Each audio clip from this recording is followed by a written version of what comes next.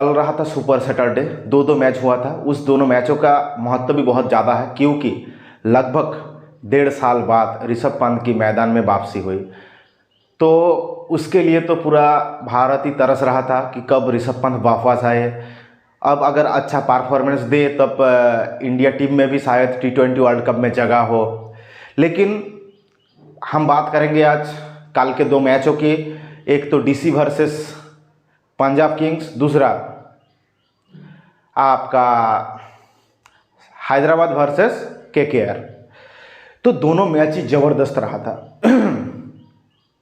कैसे ज़बरदस्त रहा था कि पहला जो मैच हुआ, अच्छा पहले बात कर लेते हैं वो दो मैचों का बात करेंगे, फिर आज दो मैच है LSG वर्सेस राजस्थान रॉयल्स, दूसरा Mumbai Indians versus Gujarat Titans. मैं जो देखने वाला हूं, जो मैच बहुत ही ध्यान से, वो है Gujarat Titans versus Mumbai Indians. क्योंकि ये मैच मतलब इस साल IPL का सबसे बड़ा ब्लॉकबस्टर मैच होने वाला है, क्योंकि इस मैच का महत्व बहुत ज़्यादा है। पिछला जो कप्तान था रोहित शर्मा, उसे हटा दिया गया है। पाँच बार 10 साल कप्तानी की, 5 बार टाइटल जिताया, फिर भी MI का दिल नहीं भरा। हार्दिक पांड्या में वो लोग फ्यूचर देख रहे हैं, पता नहीं क्या फ्यूचर देख रहे हैं, जो आधे समय हॉस्पिटल में ही पड़े रहते हैं। एक्चुअली मुझे उस डिसीजन से बहुत बड़ा दुख हुआ, शायद बहुत सारे पूरा इंडियन क्रिकेट फैंस को ही दुख हुआ होगा। तो मैं तो पिछले साल तक मुंबई का सपोर्टर था, लेकिन इस साल तो कम से कम मैं हर एक टीम का सपोर्ट कर लूँगा, परंतु मुंबई का नहीं।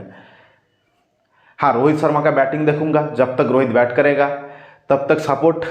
रोहित आउट हो जाएगा तो भाड़ में गया मुंबई इंडियंस। मैं नहीं पहचानता, शायद आप लोगों के लिए भी यही हाल होगा। फिर भी रोहित शर्मा के लिए, रोहित शर्मा एक इमोशन है, जैसे विराट कोहली, महेंद्र सिंह धोनी, रोहित शर्मा, ये दोनों इंडिया का सबसे बड़ा क्रिकेट स्टार है, स्पोर्ट्स स्टार है कह सकते हो, भारत का इमोशन है। अगर आप इन तीनों में से किसी को भी इस तरीके से कप्तानी से हटाओगे तो भाई फैंस को बुरा तो लगेगा, मुझे भी लगा है, आप सब लोगों को भी लगा होगा। ठीक है, उसके बारे में बाद में बात कर लेते हैं। पहले कल के जो दो मैच हुआ था उसके बारे में बात कर लेते हैं। पहला मैच हुआ DC versus Delhi Capitals versus Punjab Kings. तो मैच में क्या हुआ, पहली जो उस मैच में सबसे बड़ी जो मतलब क्या कहूँ देखने वाली चीज़ है, वो है ऋषभ पंत की वापसी। ऋषभ पंत कैसे बैटिंग करते हैं। हाँ, 1.5 साल बाद मैदान में वापसी हुआ, बैटिंग उतना आसान नहीं होगा। उसके बाद ऋषभ पंत क्या कीपिंग करेंगे, बाद में ऋषभ पंत कीपिंग करेंगे तो कैसे करेंगे, ये सब चीज़ देखने वाली बात थी। तो पहले तो DC ने बैटिंग की, पंजाब ने टॉस जीतकर DC को बैटिंग करने के लिए भेजा, DC ने बैटिंग की। बैटिंग में ताबड़तोड़ शुरुआत हुई। तो क्या हुआ, मिचेल मार्श और डेविड वार्नर ओपन करने आए। आप अगर देखोगे टॉप 5 में 4 फॉरेन बैटर है, ऐसा नहीं हो सकता है ना। आपको आप 6 में 7 में किसको दे रहे हो, इनएक्सपीरियंस इंडियन बैटर को। तो मुझे जो लगता था कि शायद सहहोप के जगह पृथ्वी शॉ को ओपन करना चाहिए था डेविड वार्नर के साथ। हाँ, 2-3 मैच आप देख लेते, उसके बाद अगर पृथ्वी शॉ का परफॉर्मेंस बहुत ही बुरा रहता तो आप कर सकते थे। तो आप मजबूर थे, आपके पास कोई ऑप्शन नहीं था। लेकिन ये डिसीजन से मैं खुश नहीं हूँ। ठीक है, फिर भी चलो, मिचेल मार्श और डेविड वार्नर ताबड़तोड़ ओपनिंग शुरू करते हैं। 3 में आते हैं सहहोप। मतलब पावर प्ले में तो अच्छा ही घटा होगा। उसके बाद सहहोप ने भी थोड़ा बहुत तो बैटिंग अच्छी की। उसके बाद ऋषभ पंत आए। ऋषभ पंत ने भी बैटिंग पहले 2-4 गेंदे लड़खड़ाया था, लेकिन फिर बैटिंग अच्छी कर रहे थे।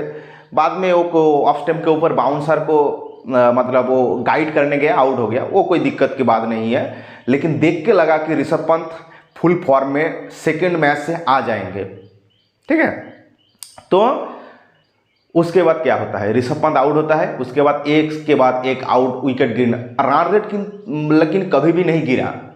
DC का रन रेट बहुत ही अच्छा था। लेकिन दिक्कत क्या आ रहा था कि आपने खिलाया किसको, रिकी बुई को, जो कि मतलब जल्दी आउट हो गए। गेंदे भी बहुत सारा मतलब बर्बादी किए हैं। उसके बाद आया आपका सुमित कुमार, अक्षर पटेल आया, उसके बाद सुमित कुमार का एक डिसीजन जो मुझे अच्छा नहीं लगा। सुमित कुमार को आप किस हिसाब से खिला सकते हो? आपके पास ललित यादव का ऑप्शन था, मतलब हाँ इतना बड़ा डिस्ट्रक्टिव बैटर नहीं था, फिर भी मतलब अच्छा खासा बैटिंग कर लेते थे। बॉलिंग में भी आपको मतलब 3-4 ओवर तो दे देते थे। बाद में विकेट जब गिरने लगा तब इम्पैक्ट प्लेयर पहली इनिंग्स में ही भेजना पड़ा डीसी को, और वो भेजा किसको? ईशान पोड़ेल को। भाई क्या बैटिंग की ने, 10 गेंदों पे 32 रन बनाया, ताबड़तोड़ बैटिंग। हर्षल पटेल को रविंद्र जडेजा की याद दिला दी। हर्षल पटेल को पिछले साल रविंद्र जडेजा ने 1 ओवर में 36 रन बनाया था। तो मतलब उसी तरीके से पिटाई की ईशान पोड़ेल ने। मुझे जो लगता है ईशान पोड़ेल आपके नीचे एक अच्छा ऑप्शन हो सकता है, आप उसे तैयार कीजिए। वो अब सुमित कुमार इसको छोड़िए। बाद में जब पहली इनिंग्स में ही आप इम्पैक्ट्स आप इस्तेमाल कर लेते हो तो आपके पास ऑप्शन बॉलिंग में सिर्फ 5 ही रह जाता है। उसमें भी 4 ऑप्शन प्योर रहता है, 5वां ऑप्शन आपको मिचेल मार्श और सुमित कुमार से करवाना होता है। लेकिन 2 ओवर में ईशांत शर्मा ने अच्छी बॉलिंग की, लेकिन 2 ओवर के बाद इंजर्ड हो गया, तो उसका 2 ओवर करवाना था आपको सुमित कुमार को, जो कि बहुत ही वाहियात बॉलिंग की है। मतलब डीसी गेम में पूरा था। ईशान पोड़ेल के उस बैटिंग से के बाद डीसी पूरा टाइम गेम में था। 2-2 कैच छूटा, मतलब आप देखते नहीं, ट्रिस्टन स्टफ जो कि बहुत ही अच्छा खिलाड़ी है उसने भी कैच छोड़ा, डेविड वार्नर कैच छोड़ा। तो अगर वो 2 कैच पकड़ लेते तो शायद मैच का हाल कुछ अलग होता, डीसी आधा बॉलिंग के साथ भी। लेकिन आप सुमित कुमार, मिचेल मार्श से तो आप 4 ओवर की उम्मीद कभी नहीं कर सकते, फिर भी डाल दिया। सुमित कुमार तो 2 ओवर में क्या किया, मतलब क्या कहे। तो लगभग थोड़ा बहुत टैक्टिकल एरर था, थोड़ा बहुत मतलब नसीब भी खराब था डीसी का, इसलिए हार गया पहला मैच। लेकिन सैम कुरैन ने बहुत ही अच्छी बल्लेबाजी की, सैम कुरैन ने। और उस तरफ आप कह सकते हो कि अर्शदीप ने बहुत ही बढ़िया गेंदबाजी की। हर्षल पटेल ने भी गेंदबाजी अच्छी कर रहे थे, लेकिन उसके लास्ट ओवर के जो पिटाई हुई है उसमें वो सारा न्यूट्रल कर दिया।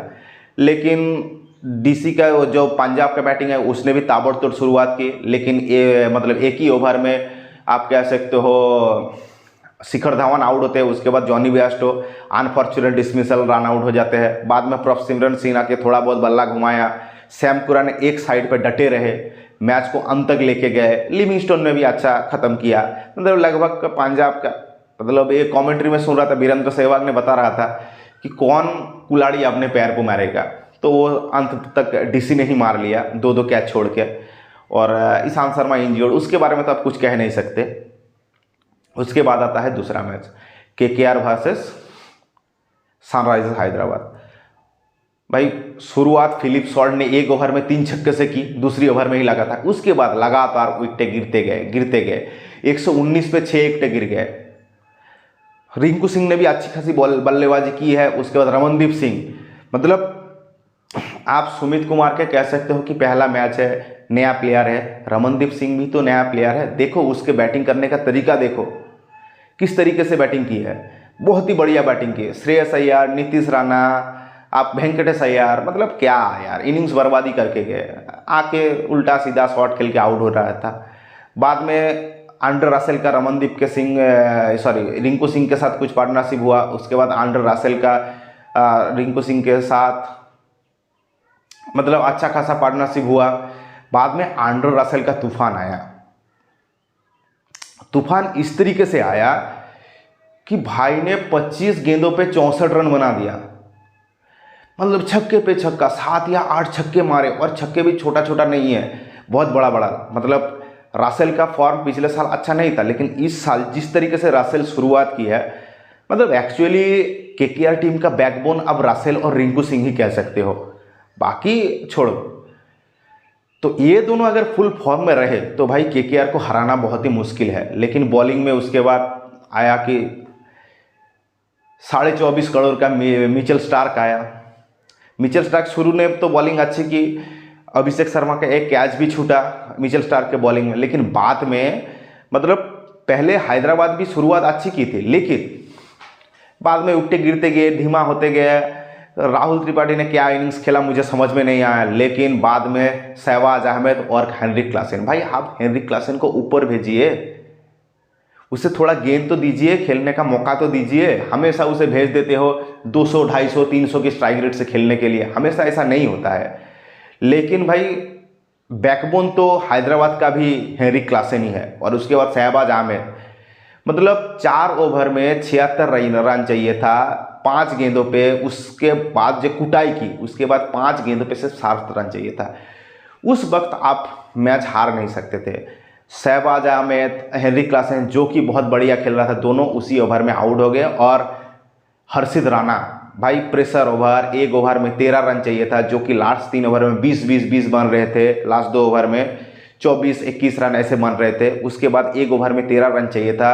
2 सेट बैटर शहबाज अहमद और हेनरी क्लासन, इस दोनों को आउट करना, मैच जिताना, यार वाकई तारीफ वाली बात है।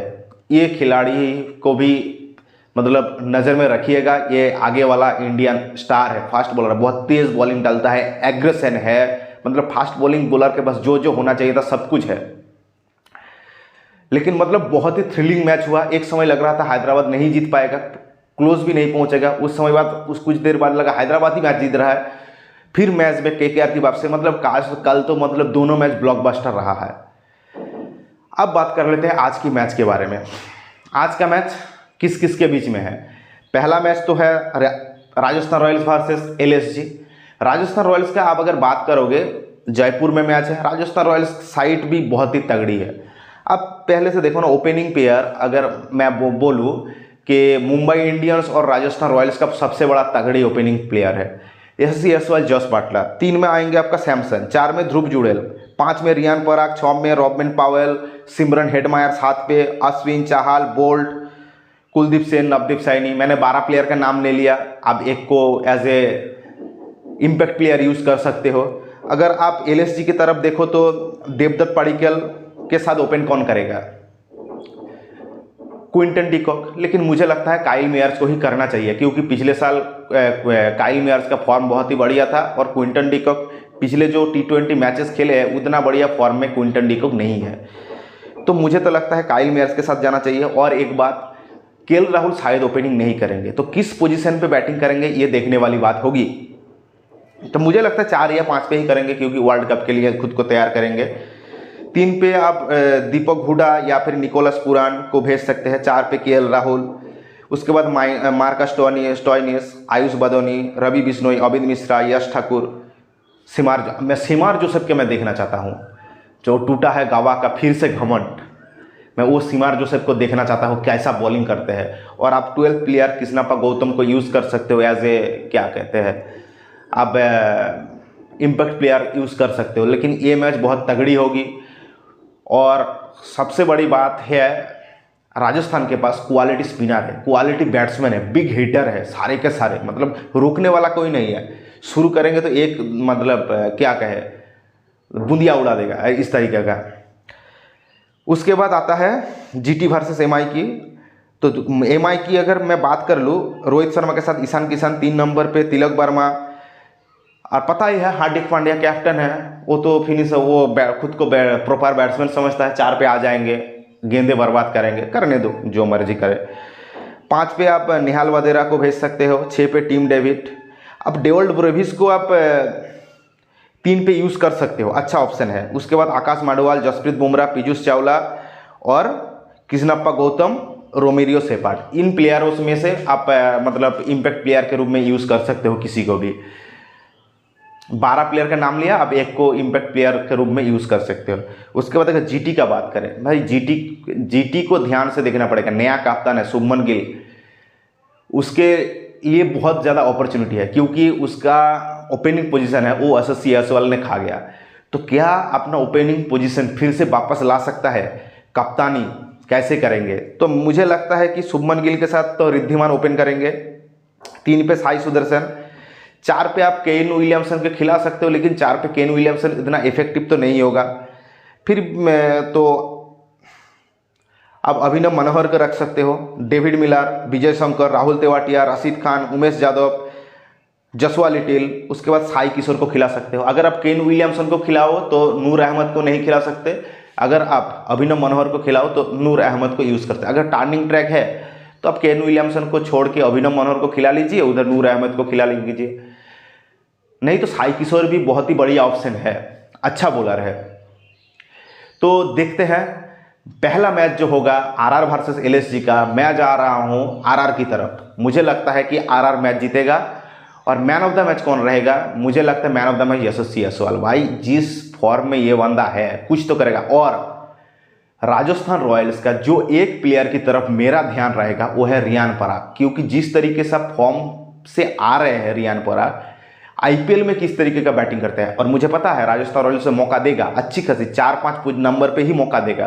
तो रियान पराग का इस साल का मेक और ब्रेक होगा। इस साल भी अगर वो परफॉर्मेंस नहीं दे पाया तो अगले साल से रियान पराग के लिए दिक्कतें आ सकते हैं, क्योंकि अगले साल बड़ा ऑक्शन आने वाला है। तो मुझे लगता है जीतेगा तो राजस्थान रॉयल्स। और मैन ऑफ द मैच मुझे लगता है रहेगा यशस्वी जायसवाल।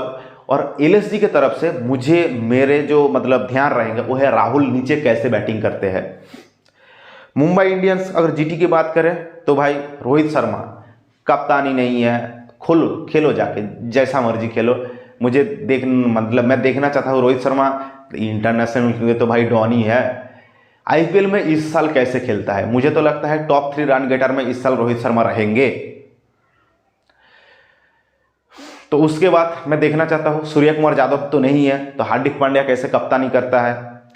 और जीटी के लिए देखने वाली बात है Shubman Gill as a batsman, Shubman Gill as a captain. और उमेश यादव मोहम्मद शमी की जगह पूरी करना तो इतना आसान नहीं, लेकिन उमेश यादव भी नया बॉल से कमाल का बॉलर है।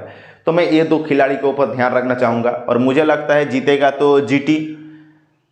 और मैन ऑफ द मैच शायद मैं जा रहा हूँ शुभमन गिल की तरफ। ठीक है, तो आज के लिए इतना ही। मैच के बाद फिर से मिलते हैं। ओके, चैनल को सब्सक्राइब और लाइक कर देना।